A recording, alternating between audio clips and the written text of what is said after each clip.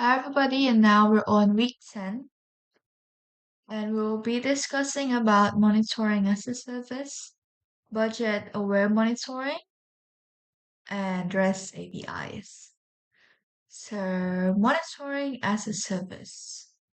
So, if you think about it like this, cloud infrastructure is really big, it's really massive, and we're talking about thousands of servers, network devices, storage system, and they all running at the same time. So, because of that massive scale, monitoring is very necessary. So, if something goes wrong and there's no monitoring in place, you can be having major consequences. We're talking about like system failures or security breaches or like performance problem. So, monitoring as a service, basically delivering monitoring the same way cloud services are delivered, such as database as a service, storage as a service, and application as a service.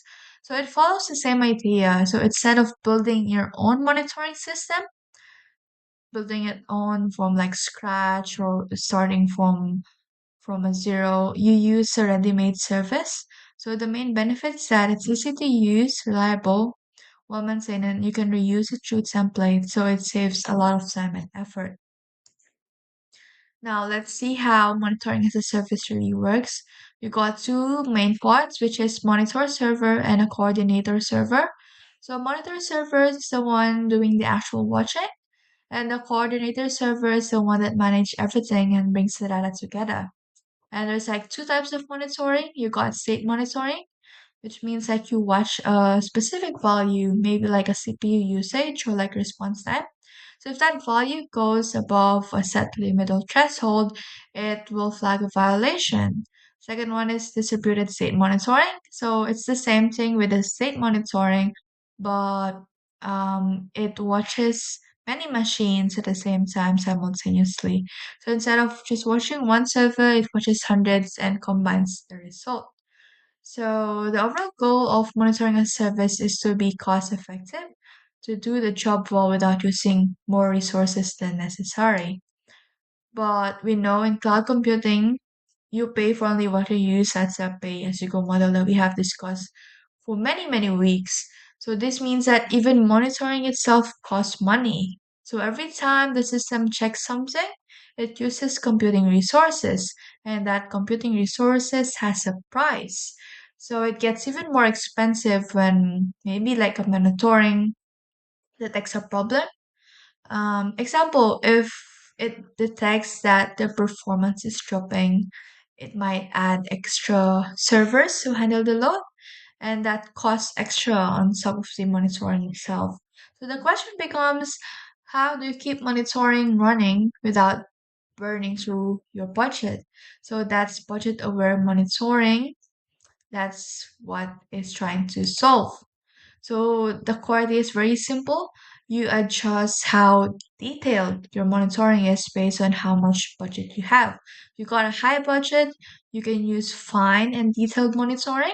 So you check more frequently, you check more thoroughly so that you can catch the small ones and the big issues before they become a serious problem. And if your budget is low, you can switch to like course or like basic monitoring, so you check less of it and you only focus on catching major issues, those that actually really matters.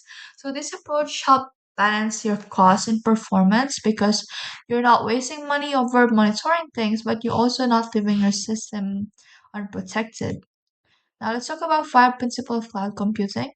So these are like the foundational ideas that make cloud computing work the way it does. So first one is virtualization and automation. So it means that the physical hardware, like your actual servers and machine, is hidden behind a virtual layer. So users and application don't interact directly with the hardware. So everything is managed automatically and that reduces manual work. One is fungible resources. Fungible just means that it is interchangeable. Like you can change it. So server, storage, and network are treated as irreplaceable unit.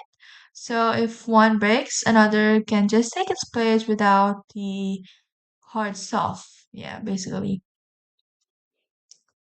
That means that it can make your system resilient because everything is irreplaceable and it can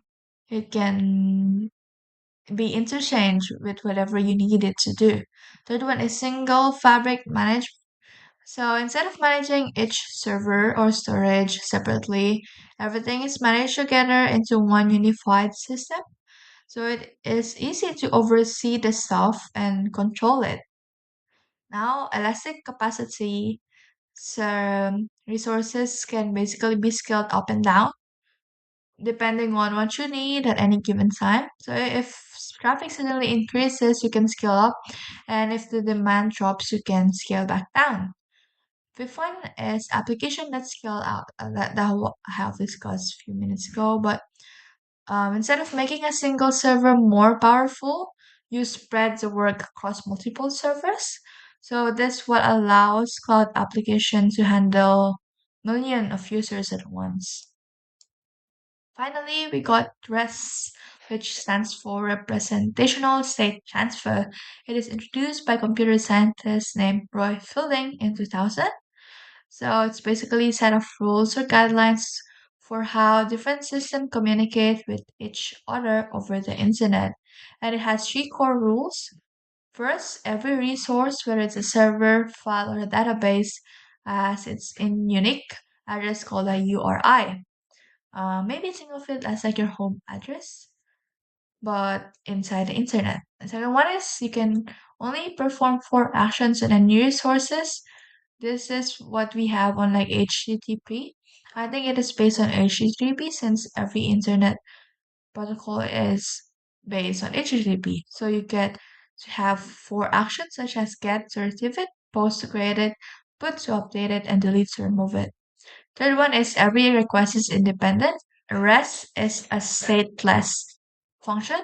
So the system does not remember what happened in a previous request. So guys, nag-report ako na ba? Each interaction starts fresh.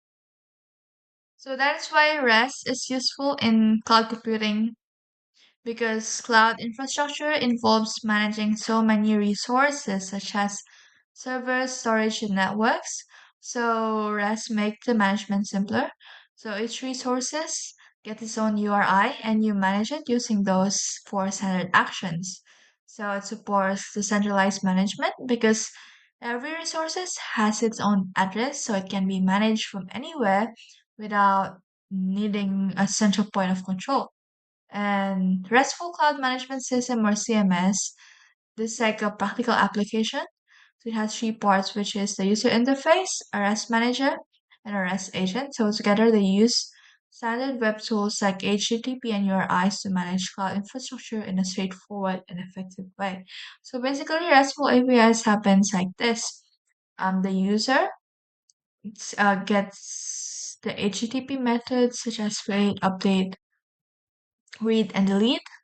And the REST API is like the middleman that connects it and able to communicate between the database and the user. So it will send back a response formats such as JSON and XML. That's all. Thank you.